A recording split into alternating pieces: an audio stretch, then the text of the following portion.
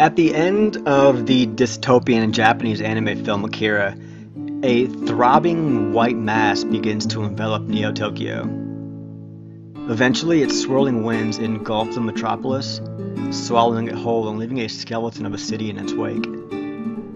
The atomic bombings of Hiroshima and Nagasaki, along with the fire bombings of Tokyo, were traumatic experiences for the Japanese people. It's no surprise that for years the devastation remained at the forefront of their conscience, and that part of the healing process meant returning to this imagery in literature, in music, and in art.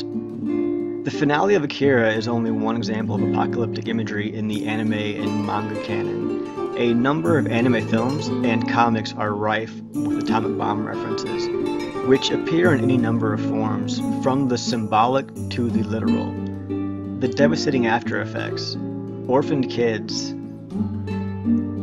radiation sickness, a loss of national independence, the destruction of nature, would also influence the genre, giving rise to a unique and arguably incomparable form of comics and animated film. The directors and artists who witnessed that devastation firsthand were at the forefront of the movement, yet to this day, 70 years after the bombs, these themes continue to be explored by their successors.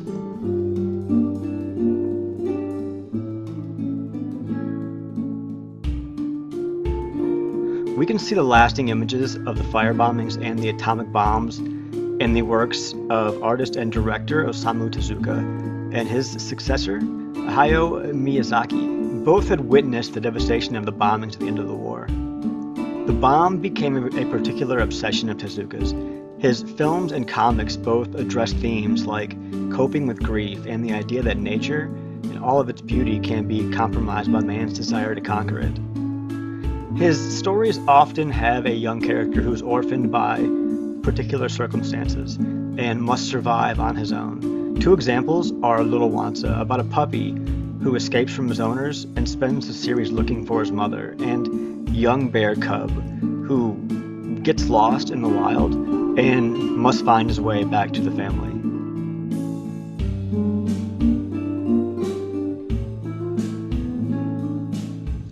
The tensions of technology are apparent in the works of Tezuka and his successors. In Tezuka's Astro Boy, a scientist attempts to fill the void left by his son's death by creating a human-like android named Astro Boy. Astro Boy's father, seeing that technology could not replace his son completely, rejects his creation, who is then taken under the wing of another scientist. Oh, Father! How can you say that? You've always told me that you love me as though I were your very own flesh and blood. Get out of here! If you're only by yourself, I'm going to put you out! Astro Boy eventually finds his calling and becomes a superhero. Like Tezuka, the award-winning animator Hayao Miyazaki witnessed some of the American air raids as a child.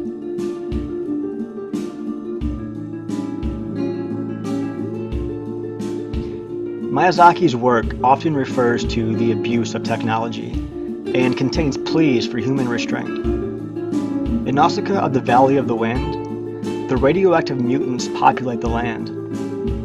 At the beginning of the film, the narrator describes the strange, mutated state of Earth as a direct result of man's misuse of nuclear technology. In the post-Year Wars, Japan grew into an economic superpower. Possessing a fascination with technology, the country became a world leader in the production of cars and electronics. Yet, in characters like Astro Boy,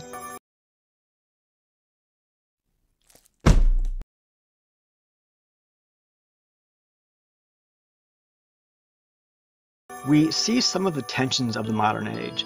The idea that technology can never replace humans, and that technology's capacity for helping mankind is only equaled by its capacity to destroy it.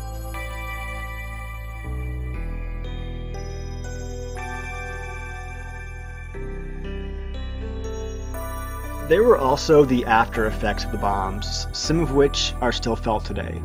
Children left parentless. Others, even the unborn, left permanently crippled by radiation. For these reasons, a recurrent theme in anime films is the orphan who has to survive on his own without the help of adults, many of whom are portrayed as incompetent. Akiyuki Nosaka related his personal experiences as a child during the war in his popular anime film Grave of the Fireflies, which tells the story of a young boy and his sister escaping from the air raids and the firebombings, scrapping by on whatever rations they can find during the last part of the war. Meanwhile, there are often young, powerful female orphans or independent female youth in Hayao Miyazaki's works, whether it's in Kiki's Delivery Service, Howl's Moving Castle, or Castle in the Sky. Likewise, in Katsuhiro Otomo's Akira, the adults are the ones who squabble. They jockey for power, and their lust for control of the strange, alien technology of Akira causes the atomic bomb-like catastrophe at the end of the film. The teenage characters, on the other hand, display common sense throughout the entire movie. The message seems to be that adults can be reckless when a man's desire for power and ambition outweigh what is important on Earth, and the children, still untainted by the vices that overtake humanity in adulthood, are innocent enough to the point of thinking rationally. They're the ones who end up making the most practical decisions overall. Many families were orphaned by the war, and the bomb as well, so a number of children were also mutated or affected by the bomb. In anime and manga, this is seen in the form of radioactive mutations, or having some extraordinary powers in addition to taking on more adult responsibilities at an early age. Additionally, the manga series Barefoot Gen tells the story of a family wiped out by the atomic bomb, with a young boy and his mother the only survivors. Author Keiji Nakazawa loosely based these comics on his own life. Growing up, Nakazawa watched his sister die several weeks after birth from radiation sickness, and witnessed his mother's health quickly deteriorate in the years after the war.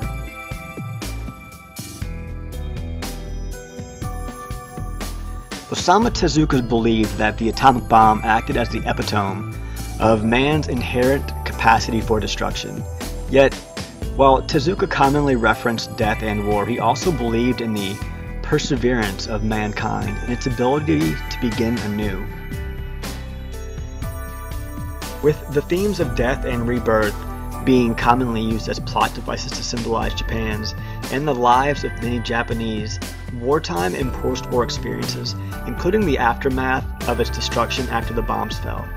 Much like the phoenix, the mythical bird that sets itself on fire at the time of death, only to experience a rebirth, Tezuka's Japan experiences a resurrection, which mirrors Japan's real-life post-war ascension to world superpower.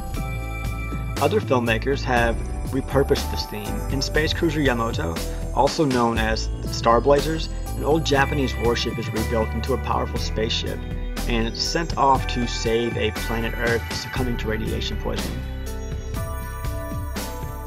In essence, what we have seen is that the atomic bomb indeed affected Japan to the point that the works of Tezuka and later artists inspired by him reflect on the bomb's effects on families, society, and the national psyche. Much like the cycle of life, or the immortal phoenix in Tezuka's case, Japan was able to reinvent itself and come back strong as a powerful world player capable of starting anew, but with the idea that mankind must learn from its mistakes and avoid repeating history. Well, there it is. The atomic bomb and how it influenced anime. That is all I've got for you guys this time. Don't forget to like, subscribe, leave some comments, and I'll see you guys next time.